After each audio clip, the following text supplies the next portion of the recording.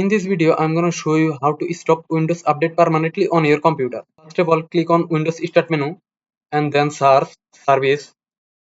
Open the Services application. Scroll down all the way until you see Windows Update. Double click on the Windows Update. You will get this pop-up window. Startup type. Click on this drop-down menu and select Disable. Click Apply. Then click OK. Close the window. Again, click on Windows Start menu and search Registry Editor. Open the Registry Editor. Expand the HSK local machine folder, then expand software folder. Scroll down, you will see policy. Expand the policy folder, and then expand. You will see Microsoft. Expand the Microsoft folder, then expand the Windows folder. Look for a Windows Update folder. If you don't found Windows Update folder, just right click on the Windows, click on New, and select Key. Write the folder name Windows Update.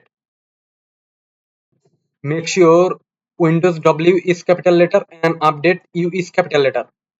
Again, right click on the Windows Update, click on New and click on Key and then type capital letter AU and hit enter.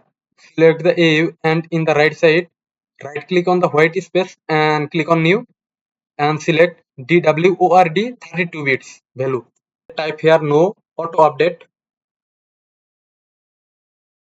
Make sure all words first letter is capital. Double click on the auto update folder and set value is 1 and then click OK. Close the window.